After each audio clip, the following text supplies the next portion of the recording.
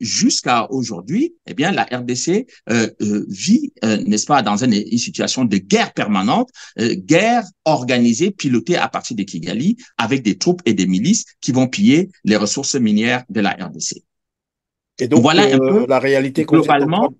c'est la réalité que Alors, vous êtes en train de peindre, c'est celle que vous avez finalement décrite dans votre livre, c'est ça, dans l'Holocauste. exactement, exactement. J'ai fait cela parce que, vous savez, il a fallu comprendre pourquoi personne n'a voulu stopper cette affaire-là.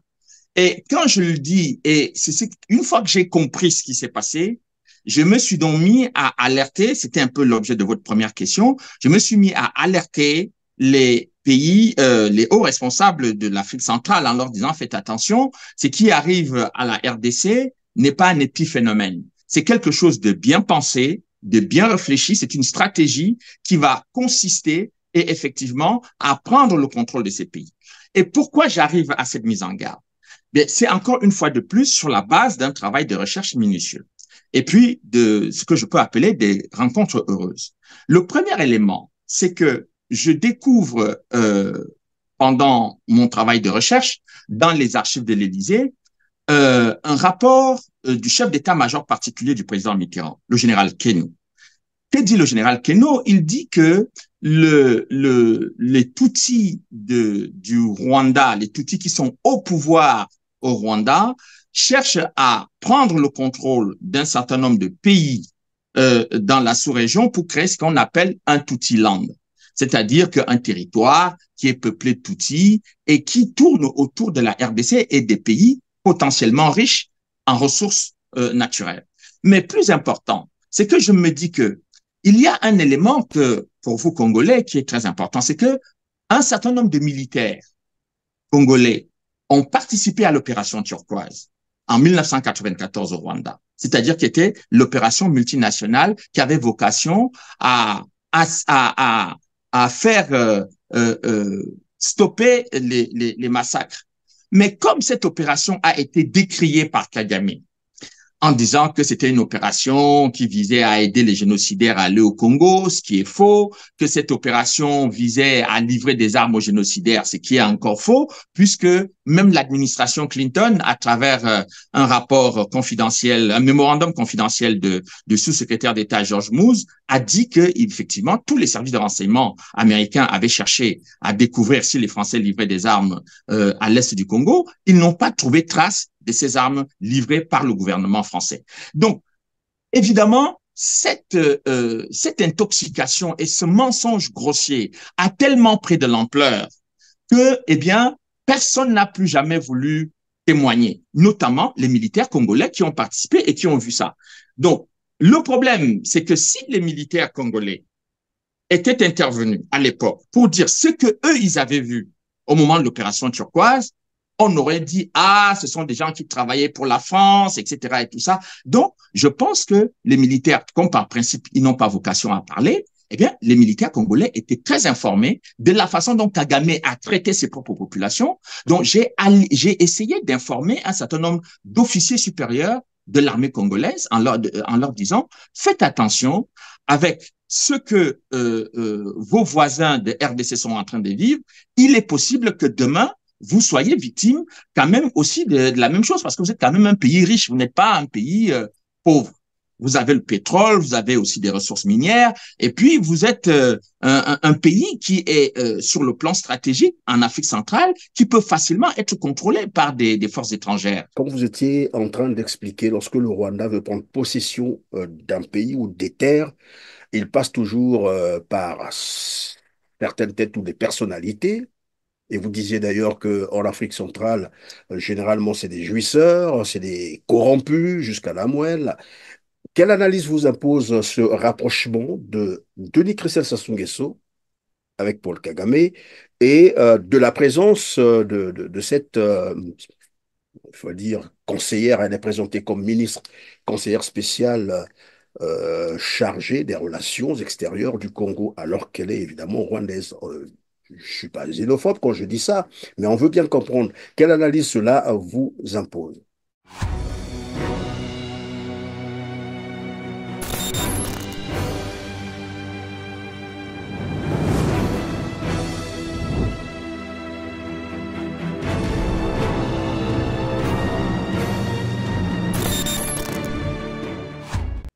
Bienvenue, mesdames, messieurs, dans Droit de savoir. Merci de suivre R7. C'est avec grand plaisir que je vous retrouve en compagnie de Charles Onana, politologue, journaliste d'enquête, essayiste et éditeur, auteur du livre Holocauste au Congo, comme vous le savez, avec plus de 10 millions de victimes dans les massacres qui se déroulent à l'est de la RDC.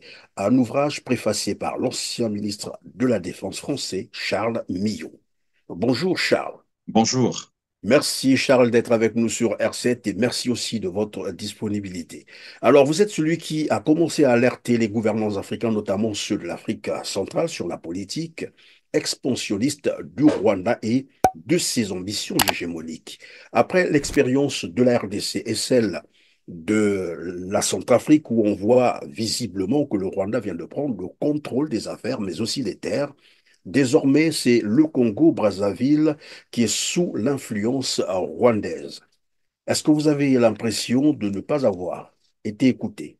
Eh bien, je ne sais pas si j'ai pas été compris, je ne sais pas si les gens ont entendu ce que j'ai dit, parce qu'en fait, ce qui m'intéressait dans le dossier du Rwanda, je tiens à rappeler dès le début pour qu'il n'y ait pas d'ambiguïté, c'est que moi, je ne suis pas rwandais, je ne suis pas congolais, donc j'ai pas de conflit d'intérêt dans cette région-là. Ni sur le plan culturel, ni sur le plan politique, ni sur le plan économique. Donc, en fait, c'est la curiosité intellectuelle qui m'a amené à m'intéresser à la situation de la région des Grands Lacs, notamment avec l'attentat du 6 avril 1994 qui a vu mourir successivement deux chefs d'État en exercice, le président du Rwanda, Juvenal Habyarimana, et son homologue burundais, Cyprien Taryamira, qui était dans le même avion venant d'un voyage à Dar es Salaam.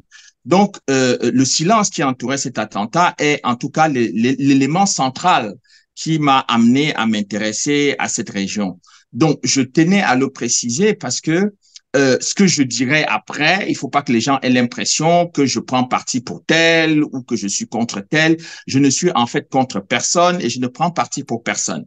Ce qui m'intéresse, c'est tout simplement la question de la paix, de la stabilité et de la protection des populations en Afrique centrale. Et dès lors où, et la stabilité des États, parce qu'à partir du moment où les États deviennent instables, les populations entrent dans un cycle infernal de guerre, et puis évidemment, toutes les conséquences qui peuvent accompagner une guerre sont toujours traumatisantes pour les populations. Et donc, j'ai constaté dès 1994 que beaucoup de gens disaient que vous avez vu, il y a eu beaucoup de populations qui quittaient le territoire du Rwanda pour se déverser en RDC, mais aussi chez vous au Congo-Brazzaville. Il y a eu beaucoup de réfugiés rwandais qui sont également venus au Congo-Brazzaville. Et Et à d'ailleurs, pendant que l'époque, vous le dites, c'est juste pour rappeler à nos téléspectateurs, il y a encore près de 8000 Rwandais, bien sûr, autour au Congo-Brazzaville. c'est ça. Donc, vous voyez, cette masse très importante de réfugiés a été considérée à l'époque par des ONG internationales, Médecins sans frontières, Human Rights Watch, etc., et même le HCR. Ils considéraient que c'était la conséquence du génocide rwandais qui faisait que les populations se retrouvaient sur le territoire de la RDC. Bon, suite à un travail je dirais, minutieux que j'ai pu faire, c'est-à-dire que j'ai eu le temps d'examiner les archives du Conseil de sécurité des Nations Unies, j'ai examiné les documents du Pentagone, de la Maison-Blanche, mais également des archives de l'Élysée, et puis j'ai eu accès à de nombreuses archives du Tribunal pénal international, et puis j'ai rencontré le procureur Carla Del Ponte en personne dans son bureau à La Haye. J'ai discuté avec le chef de la mission des Nations Unies au Rwanda, M. Jacques-Roger Bobo, qui était un ancien l'ancien ministre des Affaires étrangères du Cameroun et qui a été ambassadeur à Paris et qui était vraiment celui qui représentait Boutros Ghali pendant toute la période de la tragédie rwandaise. Donc, si vous voulez, j'ai eu à rencontrer énormément de personnalités importantes de premier plan et puis évidemment le colonel Luc Marchal qui était le commandant belge des casques, il est de nationalité belge, mais c'était le commandant des casques bleus de la ville de Kigali. C'est-à-dire c'est lui qui assurait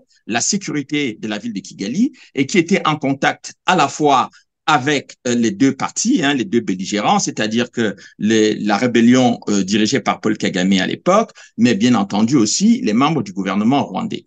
Donc, j'ai eu à discuter avec toutes ces personnalités pour essayer de comprendre exactement qu'est-ce qui s'était passé.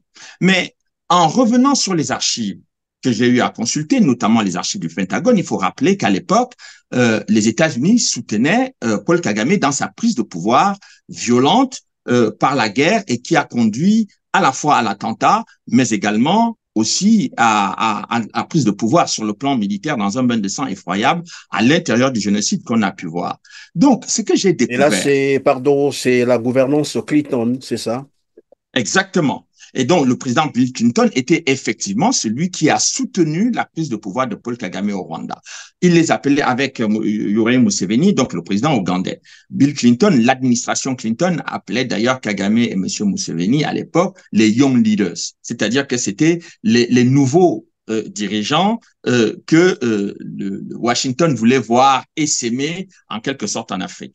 Donc, je referme la parenthèse à ce niveau-là. Donc, qu'est-ce que je découvre dans les archives de la Maison Blanche? Je découvre, par exemple, que effectivement, au mois de juillet 1994, alors que le secrétaire général de l'ONU et la mission des Nations Unies sur place au Rwanda voulaient qu'il y ait une intervention militaire pour stopper les massacres, pour arrêter les massacres, eh bien, le parti de Paul Kagame a adressé, enfin, les membres de son parti ont adressé des lettres au chef de la mission des Nations Unies pour interdire une intervention militaire au Rwanda pour arrêter les massacres. Et ça m'a surpris. Je me suis dit, mais comment? On voit qu'il y a un génocide qui est en cours, on voit qu'il y a des massacres de masse qui se déroulent, et lorsque les Nations Unies veulent intervenir, Paul Kagame et son parti disent non, qu'il ne faut pas intervenir. Alors, ça m'a surpris. Et donc, j'ai poursuivi mes recherches. Et je découvre dans les documents du Pentagone, c'est-à-dire que ce qu'on appelle, on pourrait appeler dans les pays francophones le ministère de la Défense des États-Unis, que la préparation de l'invasion du Congo a commencé en 1994 à travers, évidemment, cette arrivée massive des populations sur le territoire, sur les pays voisins, c'est-à-dire votre Congo à vous et le Congo de Kinshasa.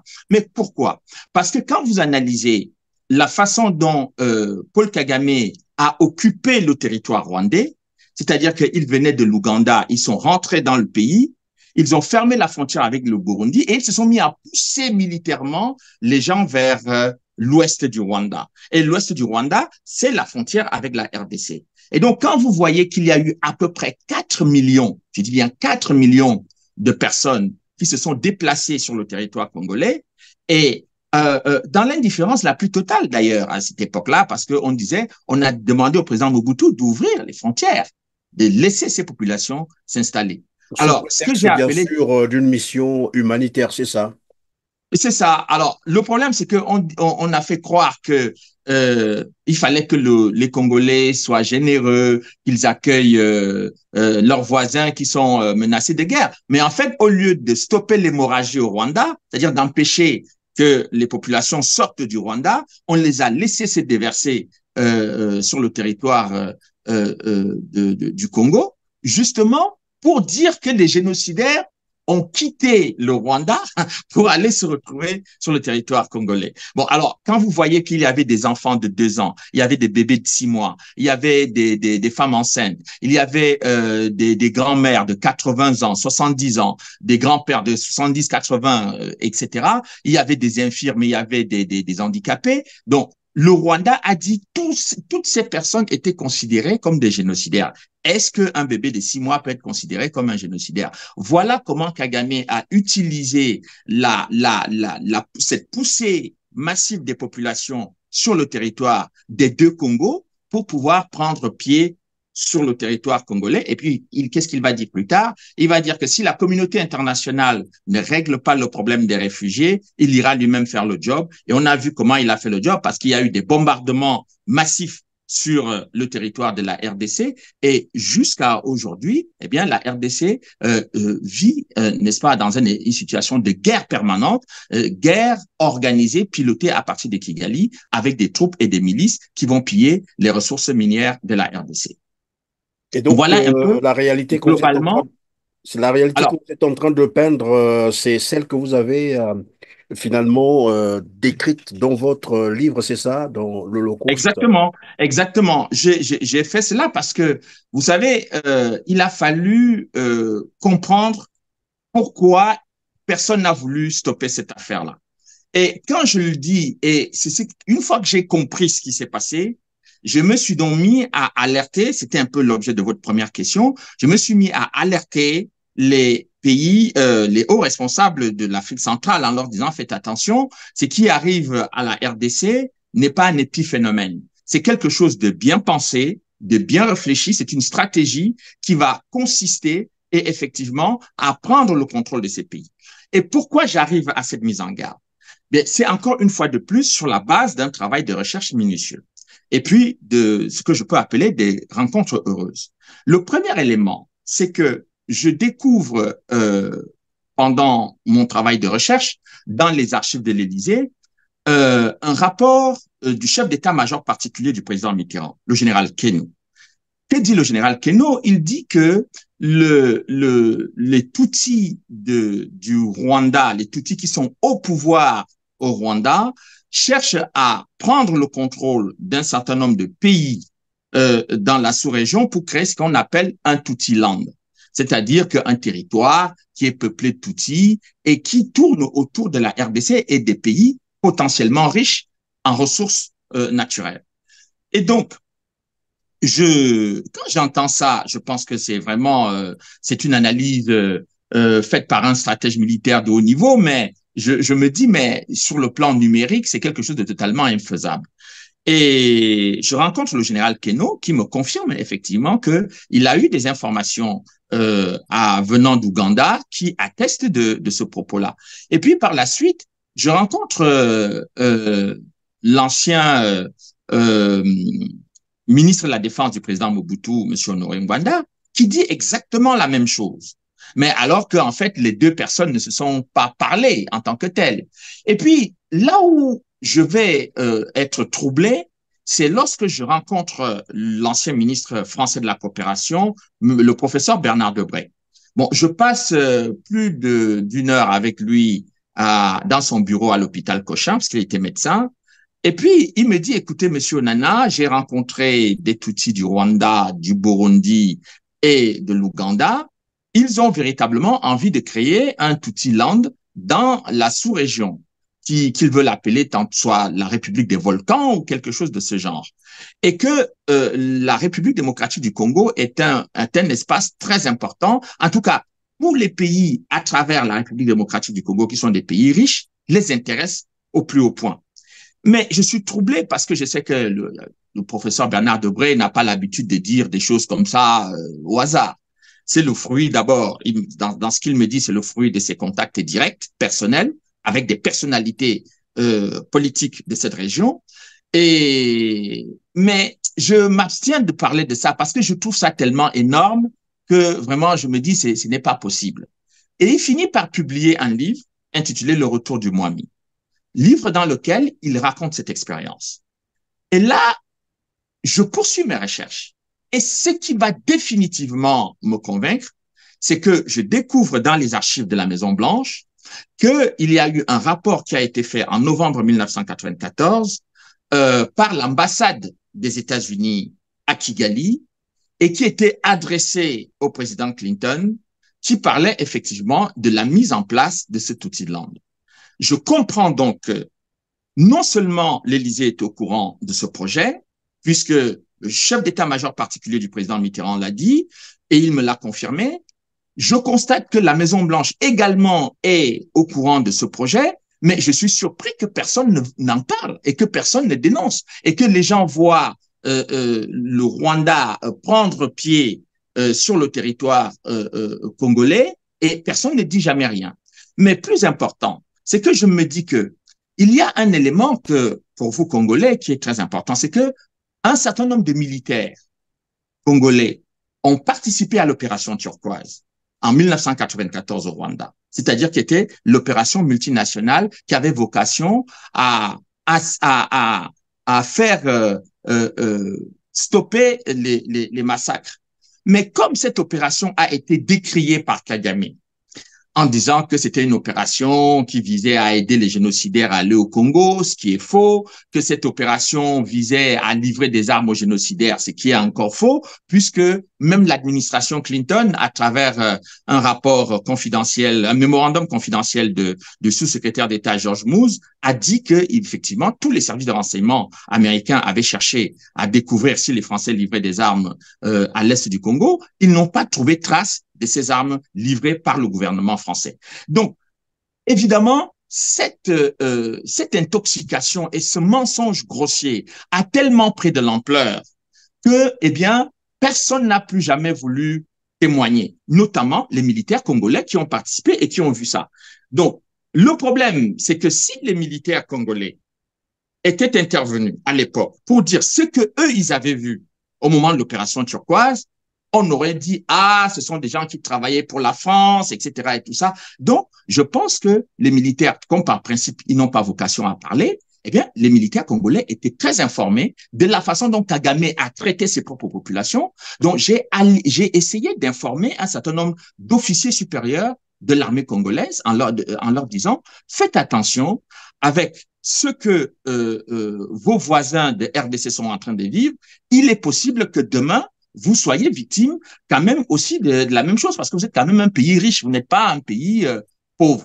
Vous avez le pétrole, vous avez aussi des ressources minières, et puis vous êtes un pays qui est sur le plan stratégique en Afrique centrale, qui peut facilement être contrôlé par des forces étrangères. Bon, et donc je pensais effectivement que je ne dirais pas mise en garde, mais c'était ces informations, ce rappel de partager mon analyse avec des officiers et quelques, je dirais, anciens ministres congolais. J'en ai rencontré, je leur ai parlé. Ils m'ont dit, Charles, certains m'ont dit, nous sommes conscients, ce que vous dites nous paraît intéressant parce que nous voyons des choses qui sont assez troublantes à Brazzaville. Bon, je pense que avec le temps, je pensais peut-être que des mesures allaient être prises, mais j'ai dit la même chose aux Centrafricains. Ils n'ont pas pris le temps d'examiner cela. Eh bien, le Rwanda a commencé par assurer la sécurité de Madame Samba Panza, c'est-à-dire l'ancienne présidente de la transition.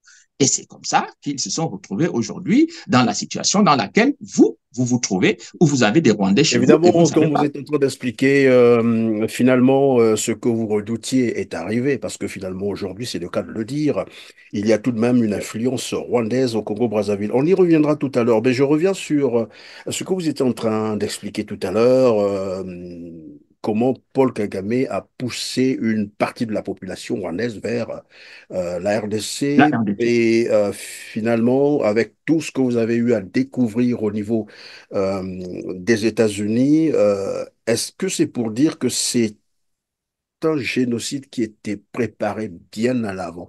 Et la question qui va suivre, qui est auteur finalement de ce génocide? Parce que généralement, et c'est ce que le commun des Africains, j'allais dire, c'est Kagame s'est toujours passé pour la victime de ce génocide.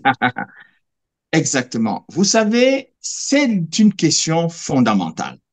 Le problème, c'est que les gens en Afrique maintenant ont l'habitude de prendre des positions sur la base des émotions, de leurs sentiments, de leurs affects, etc. et tout ça. Là, on est sur le terrain de la géopolitique.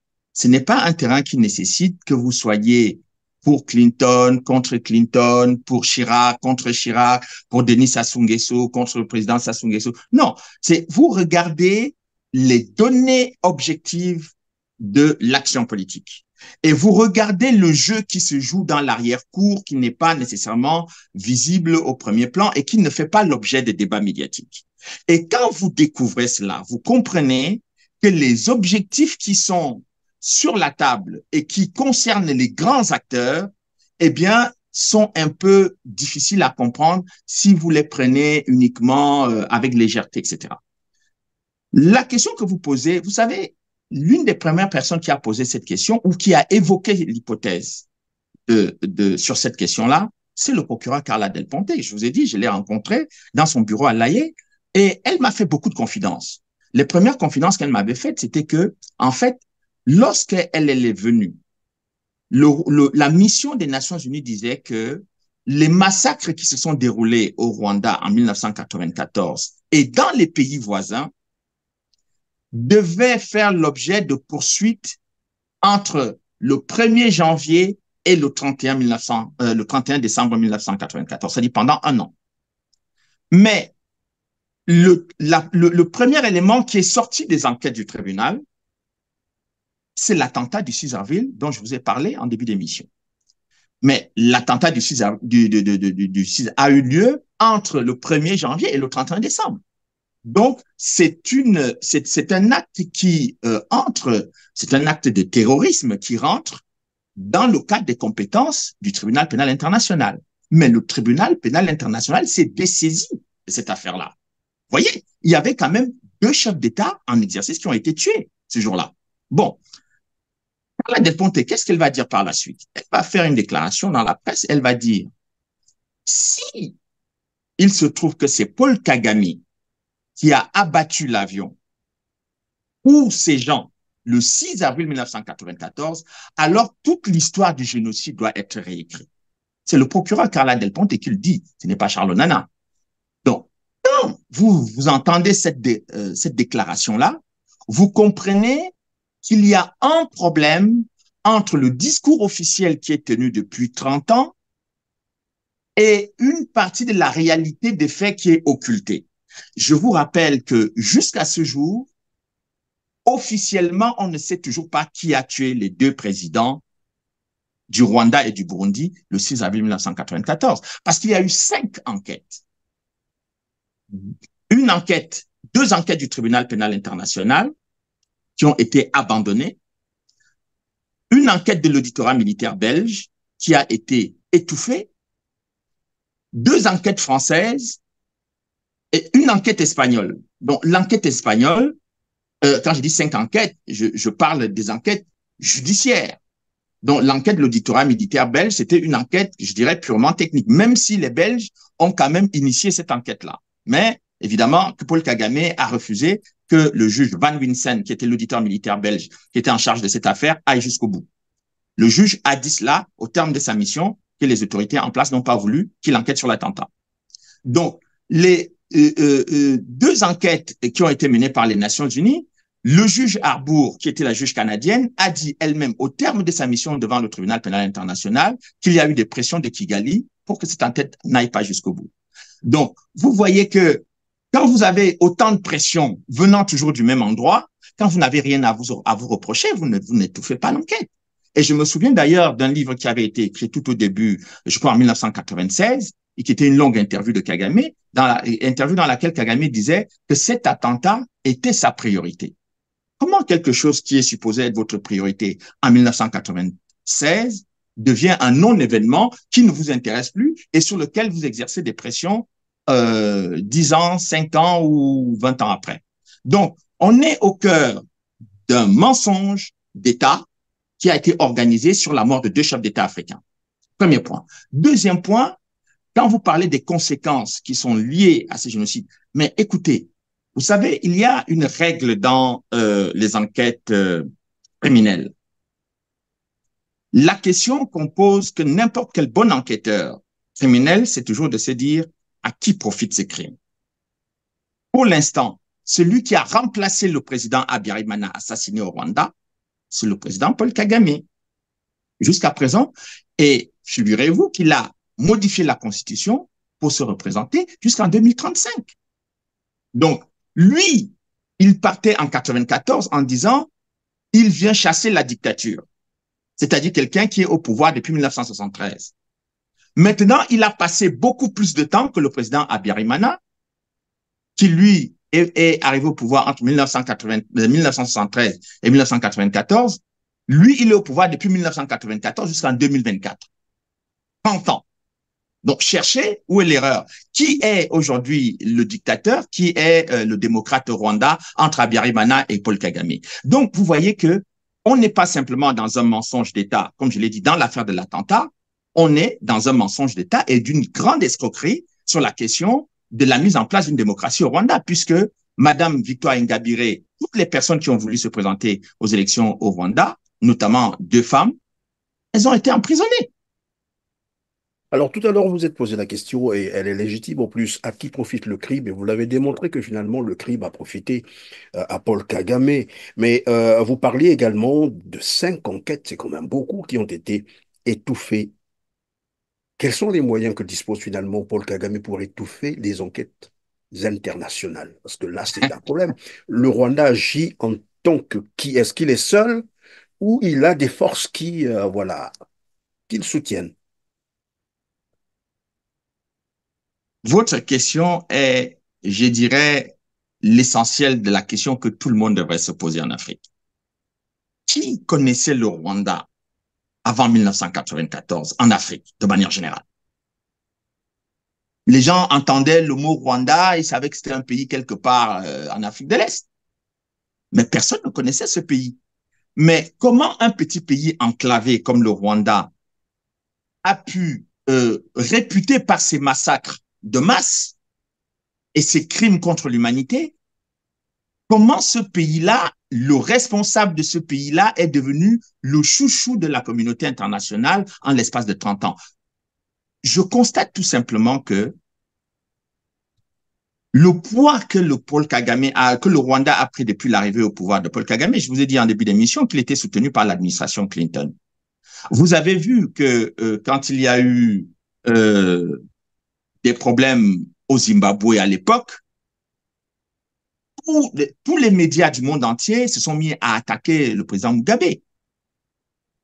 Et le président Mugabe n'avait jamais envahi un pays voisin, n'avait pas envoyé des troupes dans un pays voisin pour attaquer les populations ou pour massacrer les populations. Mais vous avez vu le déchaînement médiatique et le déchaînement, je dirais, des membres du Conseil Presque de toute la sécurité communauté internationale, on a suivi ça, contre oui. le président Mugabe. Mais là, vous avez plus d'une dizaine de rapports des Nations Unies. Plus d'une dizaine. Vous avez des lettres du membre du Congrès américain et du Sénat américain qui écrivent à M. Blinken, c'est-à-dire le secrétaire d'État américain, pour lui dire, M. Kagame utilise le M23, envahit le Congo, pille les richesses du Congo, et vous n'avez aucune sanction. Et vous n'avez aucune mobilisation de la presse internationale. La seule mobilisation qu'il y a eu depuis 30 ans par les grands médias, c'est ce qu'on a appelé dernièrement les enquêtes de Classified. Donc, des groupes de journalistes qui se sont mis à dire que le Rwanda est une dictature militaire féroce, menace de tuer ses populations, menace de tuer. Mais 30 ans, depuis 30 ans, les mêmes médias nous disaient que Kagame était un modèle pour l'Afrique. On l'a même assimilé à Thomas Sankara.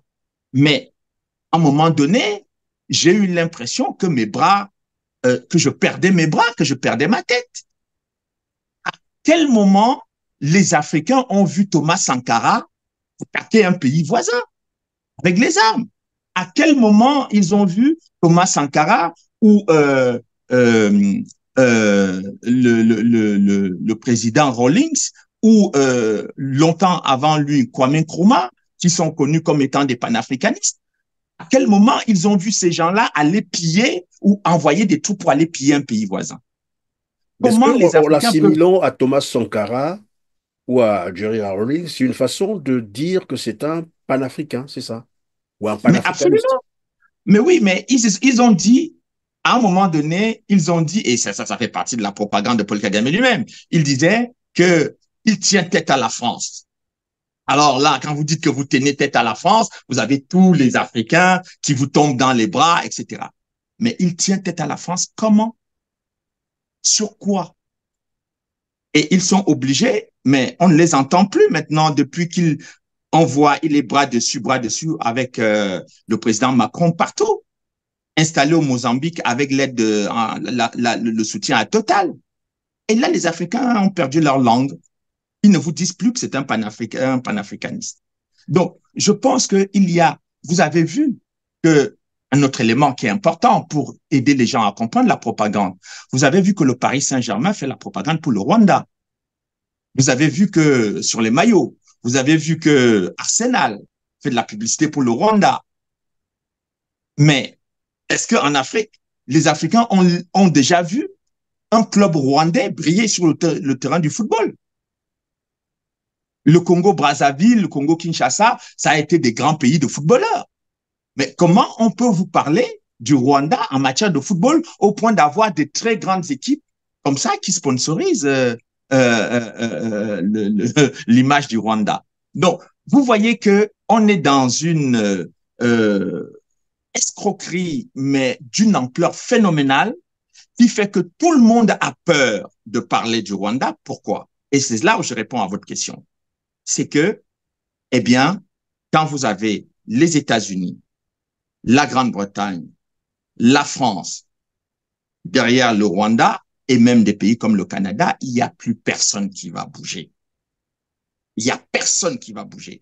Et ces pays-là sont considérés comme les plus grands défenseurs. Vous avez vu dernièrement ce qui s'est passé en Grande-Bretagne.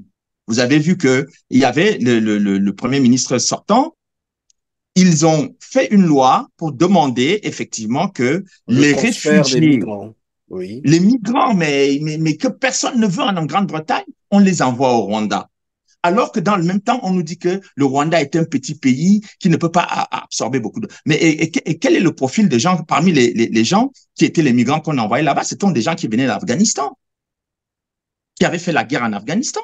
Et quand on les envoie au Rwanda, c'est pourquoi? C'est pour aller faire la guerre à l'est du Congo. Et peut-être qu'on peut envoyer chez vous, au Congo-Brazzaville. Chez nous, au Donc, Congo-Brazzaville. donc, Alors, mais toutes ces donc, choses-là si j'ai sont bien des choses... compris, en fonction des enquêtes que vous avez menées, concrètement parlant, lesquels soutiennent le Rwanda finalement? Lesquels sont derrière le Rwanda? Ce sont les pays que vous venez de citer là, les Mais bien États-Unis, sûr, le Royaume-Uni, la mais bien France? sûr, mais bien sûr. Et il y a quelque chose qu'il faut que j'ajoute là-dessus. Les États africains, dès qu'ils voient ce genre de soutien, ils commencent tous à avoir peur et à se dire, il ne faut pas s'opposer au Rwanda. Parce que si nous nous opposons au Rwanda, ça signifie que ces grandes puissances vont s'opposer à nous. Non, les choses ne se passent pas comme ça. Ce n'est pas comme ça que la grande politique au niveau international joue. Ce sont des pays qui, chaque pays a ses intérêts, chaque pays a sa politique et peut gouverner et fonctionner avec les grandes puissances selon sa vision des choses. Vous n'êtes pas obligé, c'est pas parce que toutes les grandes puissances soutiennent le Rwanda que vous devez vous écraser et vous plier en quatre pour le Rwanda. C'est pas normal, ça. Et donc, pendant que vous étiez en train d'alerter, évidemment, là tout à l'heure, je viens de comprendre que finalement, soit ils n'ont pas voulu vous écouter, mais tout comme ils pouvaient avoir aussi leurs priorités ailleurs, c'est ce que j'ai cru comprendre, ou c'est simplement la peur de ne pas vouloir prendre en compte ce que vous étiez en train de dire, comme vous le dites là. C'est la peur qui leur fait ça? Mais la peur peut-être, parce que quand vous voyez quelqu'un comme Kagame qui dit qu'il veut tuer tout le monde, qui a fait abattre des gens à gauche et à droite et qui se fait passer pour le gendarme de l'Afrique, c'est-à-dire que en fait, il est devenu le gendarme de l'Occident en Afrique. C'est-à-dire que maintenant, euh, on ne va pas voir les Occidentaux en première ligne, mais c'est Kagame qui va en première ligne. Moi, j'ai vu ses troupes au Soudan, mais je savais que les troupes de Paul Kagame qui étaient envoyées au Soudan étaient venues dans le cadre d'Africom, qui était un dispositif militaire américain qui était organisé, financé à partir de Stuttgart en Allemagne. Donc, c'est l'Allemagne c'est à partir de l'Allemagne qu'on a organisé le soutien militaire à la présence des troupes de Paul Kagame comme une mission de la paix aux Nations Unies. D'ailleurs, il a fallu que des élus espagnols s'insurgent contre ça pour dire que, eh bien, il y avait l'officier supérieur qui devait diriger cette mission de soi-disant de la paix au Soudan était considéré comme un criminel contre l'humanité. Et donc, ce sont des élus espagnols qui se sont indignés, ce qui a fait que les Nations Unies ont reculé. Mais en fait, pour les États-Unis, c'était normal qu'ils soient là-bas. Et puis, vous avez vu, quand il y a eu le Mali, ben, on les a envoyés à la MINUSMA. Les troupes rwandaises se sont retrouvées en train de piloter une mission de la paix de la MINUSMA. Après, vous les avez vus, en plus, revenir comme mission de la paix envoyée par l'Union africaine en RCA. Donc, je pense que il y a eu évidemment la peur, il y a eu je pense, comme vous dites, les gens ils préféraient regarder ailleurs. Et puis quand ça concerne d'autres pays, j'ai remarqué ça en Afrique, les Africains ne s'intéressent pas. Ils se disent, bon, ça se passe au Congo, Brazzaville. Même quand ça se Les passe gens de juste à côté, hein. Congo-Kinshasa, Oui, oui, évidemment. les gens de Congo-Kinshasa disent, ça ne nous regarde pas. Les gens de République centrafricaine disent, ça ne nous regarde pas. Mais en fait, la géopolitique, ce n'est pas comme ça. Même si ça se passe au Nicaragua, vous devez prendre la peine d'analyser ce qui se passe, d'essayer de comprendre quelles sont les forces en présence, parce que parfois, il vous arrive de constater que les mêmes acteurs sont dans plusieurs conflits en même temps. Donc, si vous ne travaillez pas à cette dimension géopolitique internationale, vous n'allez rien comprendre. Et donc, la plupart des gens se concentrent simplement à attaquer leurs opposants politiques. Bon, vous pouvez empêcher vos opposants politiques de vous nuire si c'est comme ça que vous vivez les affaires, mais vous ne pouvez pas empêcher les multinationales ou des forces au niveau international ou des États au niveau international de vous déstabiliser, mais y compris en utilisant de vos voisins ou ce que vous considérez comme vos meilleurs amis. Donc, le problème, c'est que les gens ont pris cette histoire à la légère et c'est maintenant que le loup est dans la bergerie que les gens commencent à se rendre compte que c'est sérieux. Alors, le loup dans la bergerie, on va parler donc concrètement du Congo-Brazzaville. Ce qui se passe actuellement au Congo-Brazzaville, par exemple, le cabinet de Denis Sassou Nguesso, et tout le monde le sait aujourd'hui, est, j'allais dire, contrôlé par une Rwandaise, Françoise Joly, de son vrai nom, Moureka Yamuraguiye. Ça, c'est vrai, c'est son vrai nom, Moureka Yamuraguiye, qui finalement a été installé dans ce cabinet, c'est le cas de le dire, par Denis Christian Sassou Nguesso. Et de l'autre côté, on constate depuis un certain temps le raffermissement, le dynamisme d'ailleurs de ces relations entre Denis Christian Sassou Nguesso et Paul Kagame. Je ne dis pas le Rwanda parce que, bon, je veux être un peu précis, c'est Paul Kagame. Alors, est-ce que à ce niveau-là, comme vous étiez en train d'expliquer, lorsque le Rwanda veut prendre possession d'un pays ou des terres, il passe toujours par certaines têtes ou des personnalités. Et vous disiez d'ailleurs qu'en Afrique centrale, généralement, c'est des jouisseurs, c'est des corrompus jusqu'à la moelle. Quelle analyse vous impose ce rapprochement de Denis Christian Sassou Nguesso avec Paul Kagame et de la présence de cette, il faut dire, conseillère, elle est présentée comme ministre, conseillère spéciale chargée des relations extérieures du Congo, alors qu'elle est évidemment rwandaise. Je ne suis pas xénophobe quand je dis ça, mais on veut bien comprendre quelle analyse cela vous impose. Écoutez, je ne connais pas le dessous des cartes, mais ce que je connais, c'est le Rwanda. Et je connais leur méthode au Congo, Kinshasa également. Donc, je peux vous dire simplement ceci. De ce que j'ai compris, euh, à l'époque déjà, je pense que le Rwanda avait fait des efforts pour se rapprocher du président Lissouba. Quand il y a eu la guerre entre M. Sassou et Lissouba, le Rwanda s'était rapproché de Lissouba à travers Laurent Désiré Kabila, qui était en quelque sorte leur poulain au moment où ils s'entendaient, encore en 97. Bon, il se trouve que le Congo les intéresse, non pas seulement, le Congo intéresse Kagame, pas seulement d'abord parce que c'est un pays pétrolier, ensuite c'est un pays voisin de la RDC, et puis le Congo est voisin de la RCA Ah, c'est ça, également, oui. pays minier, un pays qui a beaucoup de ressources minières, notamment le diamant, etc., qui Au est l'une des Congo-Brazzaville également, principales. il y a beaucoup, c'est un pays voilà, où il y a beaucoup de minerais, beaucoup. Bon, voilà. Et ça, c'est depuis les années 50, les Américains, ils ont, je dirais, une cartographie minière de tous les pays de l'Afrique centrale, pas seulement de l'Afrique centrale, mais l'ensemble des pays africains. Moi, j'ai vu dans le répertoire des documents du département d'État américain, évidemment que ils avaient récupéré les mémoires faits par des ingénieurs de mines, que ce soit des ingénieurs occidentaux ou africains, les mémoires faits par ou les thèses doctorats faits,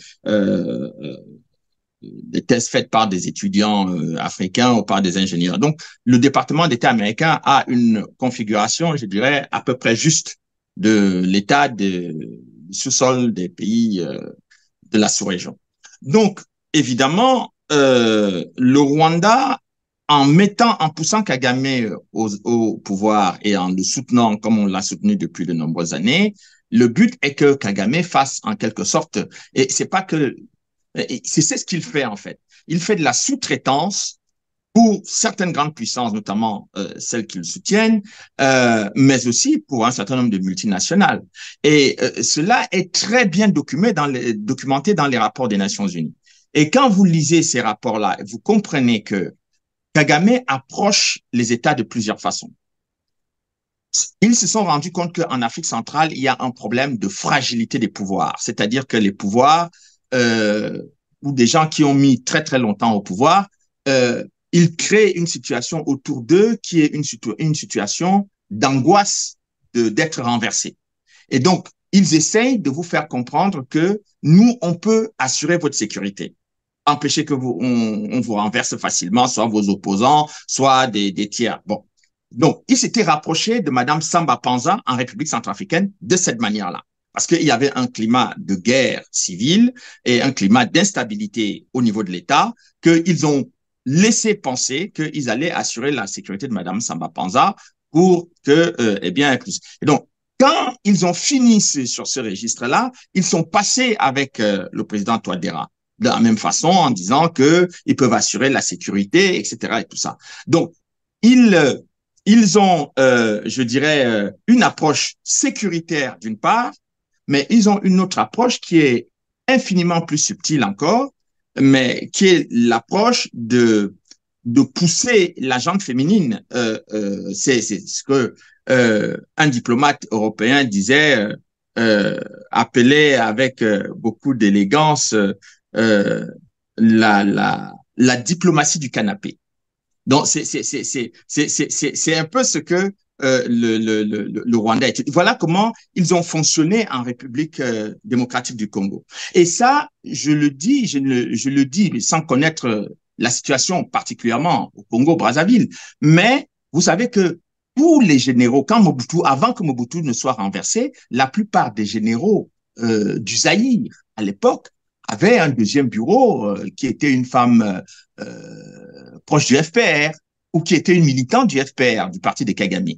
Et donc, toutes ces femmes-là ont recueilli beaucoup de confidences auprès de leurs amants, ce qui a énormément facilité le travail de Kagame pour la chute du maréchal Mobutu. Parce qu'il faut le rappeler, Kagame, sa spécialité, c'est le renseignement. Il a été directeur adjoint de renseignement en Ouganda pendant des années. Et c'est ce qu'il fait en priorité. C'est-à-dire, quand vous avez affaire à Kagame, la première des choses qu'il cherche à avoir, c'est des informations qui sont susceptibles de vous compromettre. Et donc, il n'est pas impossible, je dis sans connaître la spécificité Non, vous de avez votre raison, on pays. pose juste des hypothèses, bien entendu. Ce sont Voilà. des Donc, hypothèses. il n'est pas impossible qu'il utilise dans cette configuration, quand il veut jeter son dévolu sur un pays, de recueillir d'abord des informations sensibles sur un certain nombre de personnalités pour éventuellement les soumettre à une forme de chantage si jamais ces gens venaient à questionner son action ou à questionner un certain nombre de choses concernant la souveraineté de leur pays ou les intérêts vitaux de leur pays.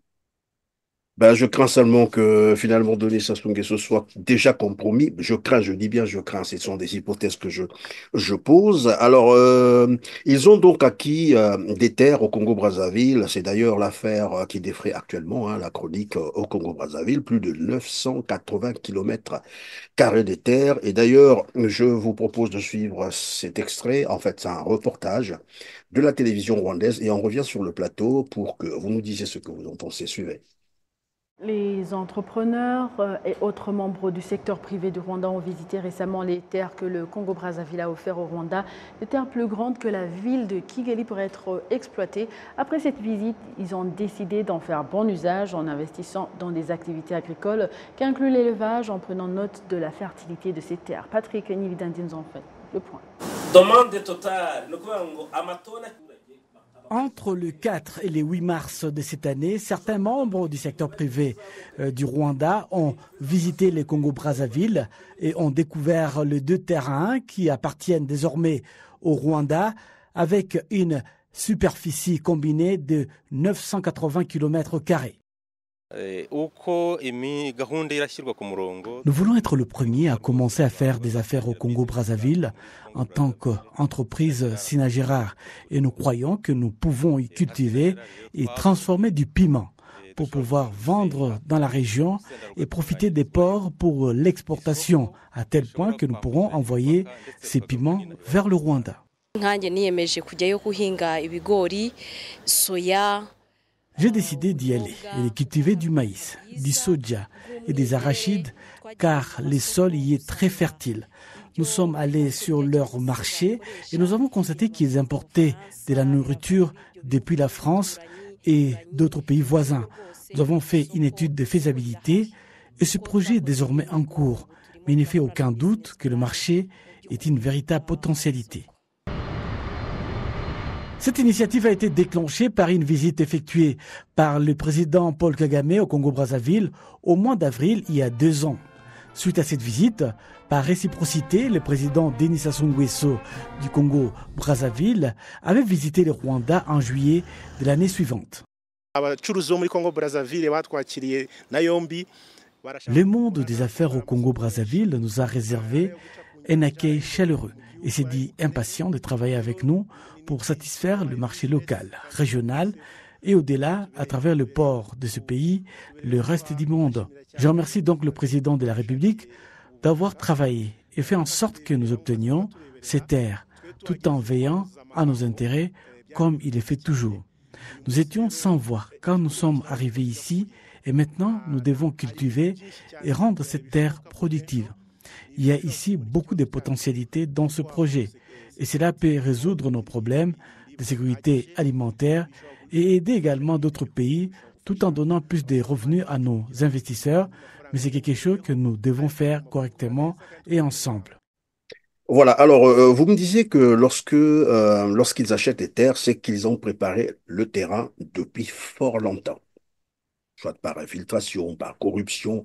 Mais maintenant que nous y sommes, parce que là, ce sont des Rwandais qui le disent, ce ne sont pas les Congolais, c'est des Rwandais qui disent qu'ils ont acquis 900 km² des terres au Congo-Brazzaville. Est-ce qu'on peut penser que finalement, le Congo-Brazzaville vient là, j'allais dire, est la nouvelle victime du Rwanda maintenant? Eh bien, je crains que le Congo-Brazzaville entre dans une phase extrêmement délicate parce que dans le reportage, on dit que le Congo leur a donné des terres.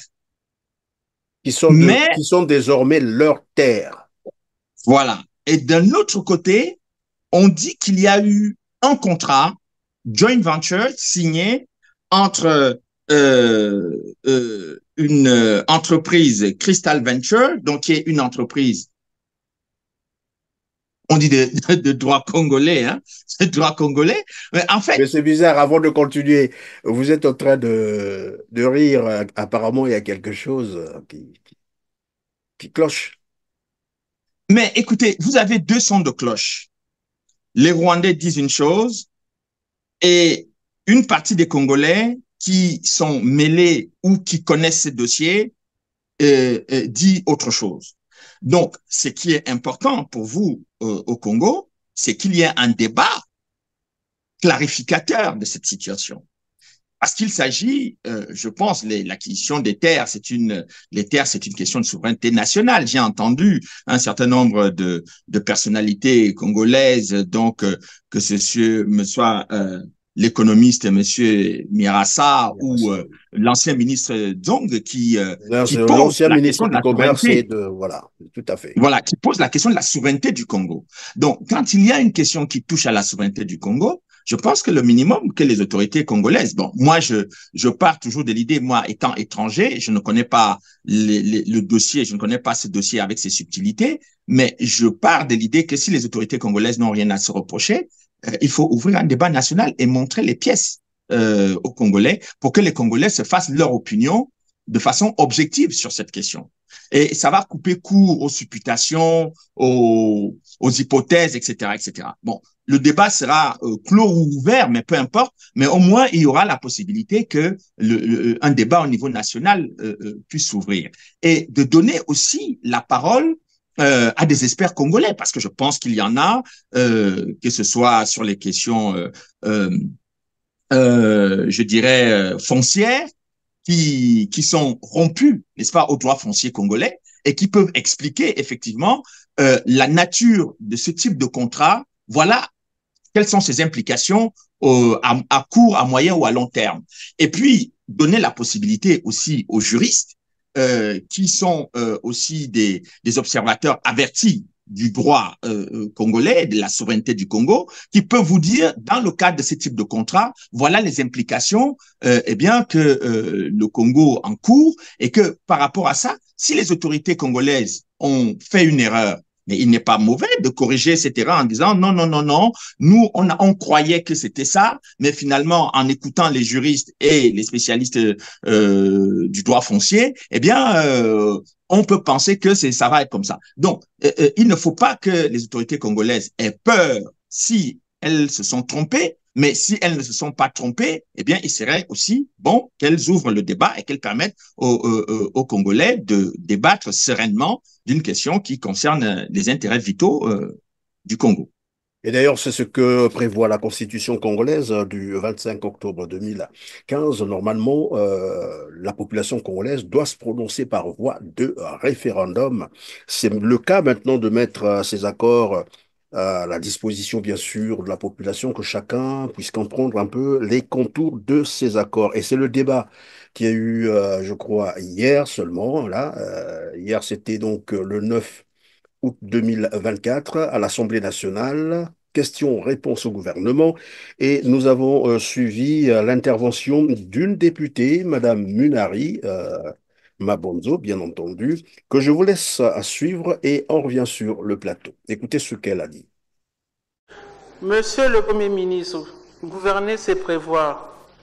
Si nous avons pris de l'argent au Rwanda, remboursons-le avec des intérêts comme chez les usuriers, mais pas en cédant nos terres. Comme aujourd'hui notre pays a des difficultés financières, donnons-leur un de nos puits de pétrole, mais ne touchons pas aux terres. Pour l'amour du Congo et pour l'amour des générations futures, ne vendons pas nos terres. Les Rwandais sont des personnes très, très dangereuses en matière de terre. Regardez ce qu'ils font en RDC. Merci beaucoup. Bien. On n'a pas vendu les terres. Mais monsieur le Premier ministre, vous n'en avez pas la preuve. Pourquoi ils ne disent pas la même chose au Rwanda? Pour les Rwandais, ils ont des terres. Vous dites que vous n'avez pas vendu. Dans 100 ans, vous serez là pour dire nous n'avons pas vendu. Honorable Chouaka, vous avez la parole. Voilà, Charles Nana. Alors, pour Claudine Munari, elle commence par là, elle est claire et puis limpide. Si vous avez pris l'argent d'autrui, des Rwandais, remboursez cet argent, parce que de toute façon, gouverner, c'est prévoir. Vous ne serez pas là dans 100 ans, dans 50 ans. Et donc, c'est maintenant qu'il faut mettre les choses au clair. Mais on a aussi constaté comment le président de l'Assemblée nationale, Isidore Mvuba, a tenté d'empêcher, évidemment, la question d'aller jusqu'au bout. Et il y a d'autres députés aussi, après on dira bah, chacun est libre de faire ce qu'il veut, mais qui ont tenté d'empêcher ce débat. Et c'est là le problème aujourd'hui au niveau du Congo-Brazzaville. C'est un débat qui cristallise, mais le gouvernement ne veut pas, mais vraiment débattre de manière honnête et ouverte sur ces questions. Alors, donc ici, je ne sais pas quelle approche. Ceux qui s'opposent, est-ce qu'ils sont dans ce que vous expliquez finalement, parfois une catégorie de personnes qui ont dû être déjà contactées par... Bon, c'est des hypothèses que je pose, hein, c'est des questions parce que de toute façon, en matière de journalisme, toutes les questions sont bonnes. Ce sont les réponses qui sont mauvaises, mais je pose quand même la question. Est-ce que ceux qui ont tenté de s'opposer à ce débat, qui ne veulent pas que la vérité soit su des Congolais, est-ce qu'ils ne sont pas dans ce rôle déjà où s'aligne sur la stratégie rwandaise? Ça, je ne le sais pas, mais justement, je pense que la question que Madame Nari, qui est, je pense, une personnalité dans ce pays-là et qui Elle a est députée, déjà... oui, elle fut d'ailleurs directrice de cabinet de Pascal Lissouba, c'est quand même. Pascal Lissouba à l'époque. Donc, je pense que c'est une personne qui connaît la façon dont fonctionnent les dossiers d'État.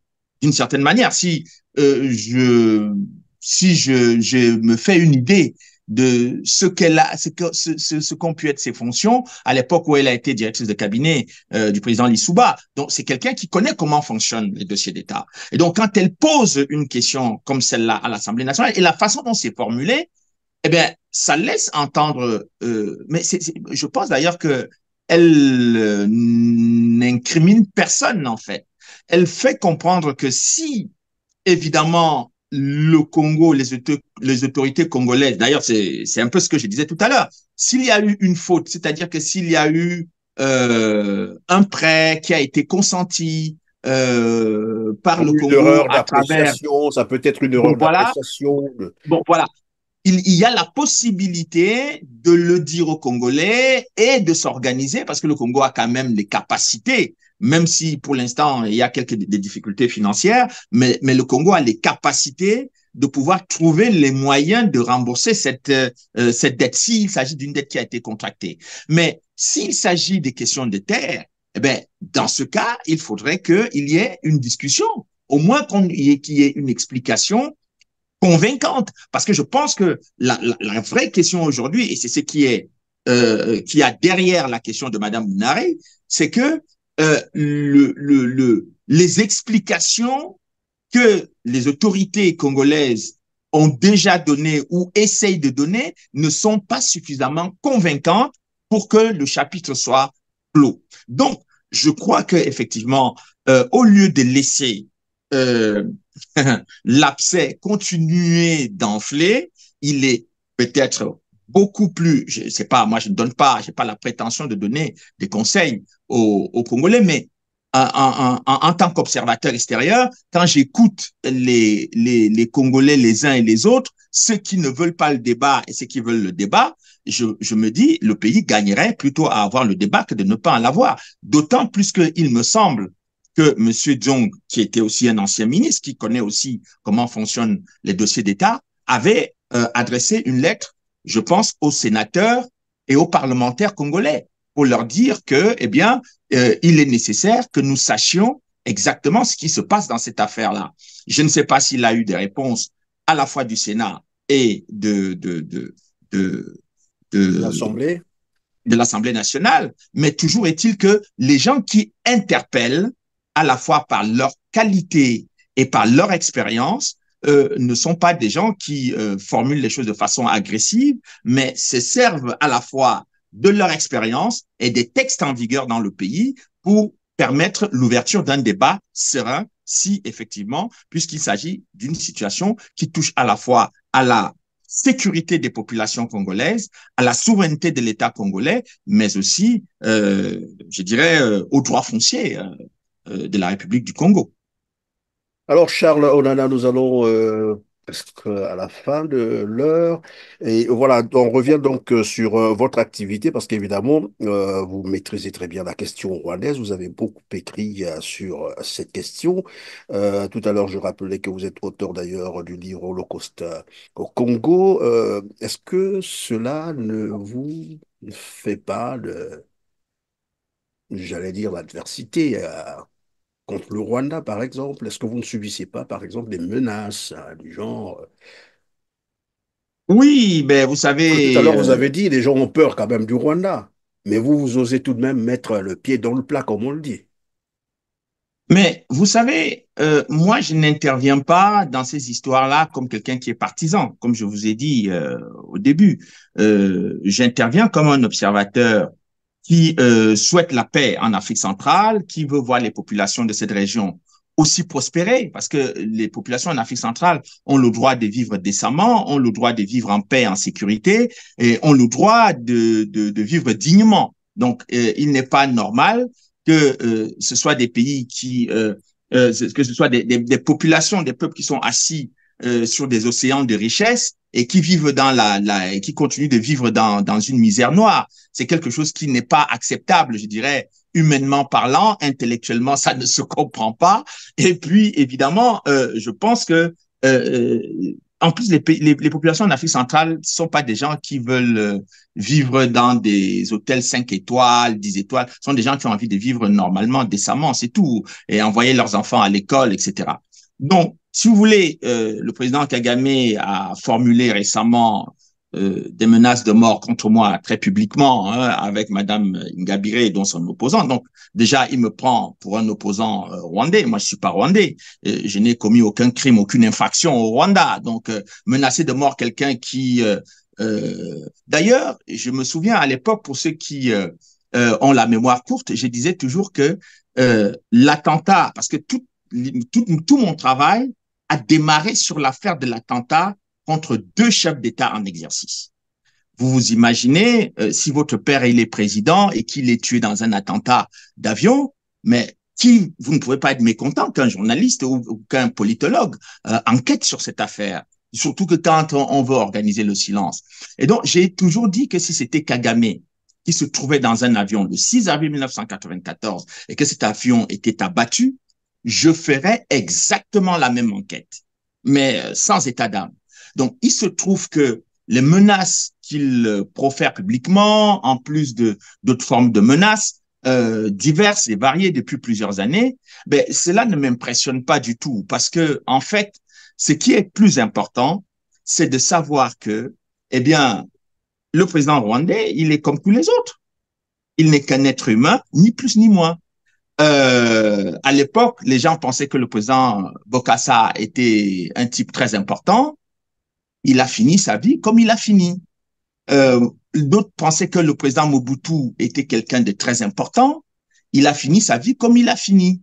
Donc, je ne pense pas que M. Kagame, il va se distinguer de tous ceux qui l'ont précédé et qui sont aussi des êtres humains comme lui. Donc, si lui, pour l'instant, il considère qu'il est un demi-dieu ou un dieu sur terre, ça c'est son droit le plus absolu, personne ne peut le convaincre du contraire, mais simplement, je pense qu'il y a un certain nombre de questions qui se posent aujourd'hui et qui relèvent de l'extermination des millions de personnes et il n'est pas normal que personne ne veuille lui poser des questions, puisque ce sont les Nations Unies qui disent que ces troupes sont au Congo, ce sont les Nations Unies qui disent qu'ils utilisent le M23 au Congo, ce sont les sénateurs américains qui le disent, ce sont des membres du Congrès américain qui écrivent des lettres explicitant cela, mais c'est tout à fait normal. Et qu'il fournit d'ailleurs des minerais alors qu'il n'en a pas chez lui.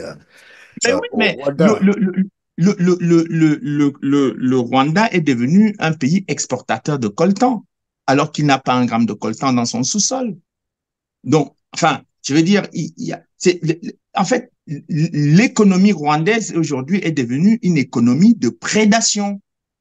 C'est-à-dire que une économie de prédation et d'extermination. C'est-à-dire que pour que le Rwanda se développe, il faut exterminer les Congolais. Mais si vous voyez les images des massacres des civils, des viols de femmes au Congo, Kinshasa, c'est insoutenable. L'Afrique n'a jamais connu des massacres comme ça depuis l'époque coloniale.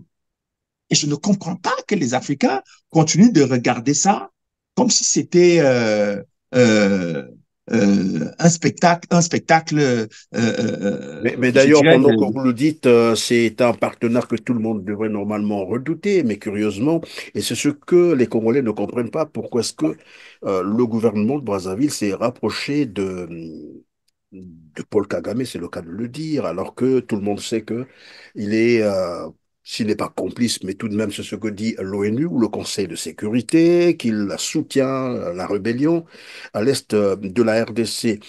À un moment donné, je crois qu'il a même intenté une procédure judiciaire contre vous. Comment ça s'est terminé? Juste un rappel. Oui, alors ça c'était en 2002 lorsque j'ai publié mon premier livre justement sur l'attentat du 6 avril 1994 contre les deux chefs d'État africains. J'ai publié mon livre, j'ai été attaqué par Paul Kagame et par l'État rwandais, les deux, devant la 17e chambre à Paris. 48 heures avant l'ouverture du procès, M. Paul Kagame et l'État rwandais ont simultanément retiré leur plainte. Alors, j'avais comme témoin le commandant des casques bleus de Kigali, qui venait témoigner en ma faveur, le colonel Luc Marshall, qui était, comme je vous ai dit, qui était en charge de la sécurité de Kigali, qui avait lu mon livre et qui m'a dit, Monsieur Nana, ce que vous avez écrit, moi j'ai vécu les choses sur le terrain et je pense que vous n'êtes pas très loin de la vérité. Et il se trouve qu'à l'époque, lorsque le juge Bruguière qui menait les enquêtes sur cette affaire-là, eh bien, il y a des gens, sans connaître que le juge les avait interrogés ou que le juge allait les interroger, qui me disaient, ah tiens, vous me venez m'interroger, donc il y a le juge Bruguière qui vient également m'interroger. Donc, M. Kagame a abandonné sa plainte parce que moi, je n'avais pas l'intention de venir me coucher et d'attendre d'être immolé sur la place publique. Mon objectif, quand même, était de démontrer que les éléments que j'avais à ma disposition étaient des éléments solides et que je n'avais pas fait un travail pour chercher des émotions fortes ou pour impressionner les gens, ou comme on a l'habitude de penser que les gens en Afrique centrale font des choses parce qu'ils aiment se faire. Non, moi, j'avais un souci, j'avais une préoccupation, c'est que deux chefs d'État ne pouvaient pas être assassinés comme ça et on laissait passer ça comme une lettre à la poste. Donc, voilà, je pense que depuis cette époque, eh bien, il n'a pas digéré sa propre défection devant la justice française. Donc maintenant, il a dit d'ailleurs qu'il faut utiliser d'autres moyens. Donc, écoutez, c'est son choix, c'est son discours, mais je ne pense pas que je ne pense pas que il a le droit de vie et de mort sur tous les citoyens qui sont sur Terre. Bon, je pense que je ne sais pas si lui il pense que il a déjà le droit de vie et de mort sur lui-même. Donc, je crois que c'est lui aujourd'hui qui a un examen de conscience à faire. Moi, j'ai jamais commis des crimes nulle part, ni au Rwanda, ni au Congo, ni nulle part, ni violé ici ou là. Non, j'ai rien fait de tout ça. J'ai écrit des livres pour éclairer, pour amener les gens à réfléchir et à se poser des questions sur la souveraineté des pays, sur la protection des populations et sur la paix dans la région. Je ne vois pas ce qu'il y a de mal là-dedans. Si cela est suffisant pour subir des menaces de toutes sortes, ben ça, je m'en moque éperdument. Merci, comme quoi les hommes, sinon les humains ne devaient pas craindre les humains. En tout cas, il faut donc prévaloir la vérité. Et lorsqu'on écrit, surtout lorsqu'on décrit la vérité, évidemment, il faut s'armer de ce courage que je conseillerais d'ailleurs à nos jeunes Congolais, sinon pourquoi pas aux jeunes Africains.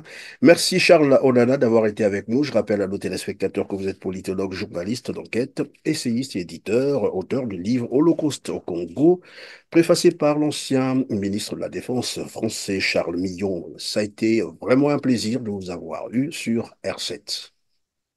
Merci et bon courage aux Congolais. Ne vous découragez pas. Je vous en prie, mesdames, messieurs, nous sommes à la fin donc, de cette émission. Comme d'habitude, je vais simplement vous rappeler de cliquer sur le petit pouce en l'air juste en bas de cette vidéo après avoir largement partagé cette interview pour nous aider évidemment à atteindre un plus grand nombre de téléspectateurs. Je souhaiterais également vous lire en commentaire. Dites-nous ce que vous pensez du sujet qui a été débattu au cours de cette émission. Sur ce, on se dit au revoir et à très bientôt. Merci.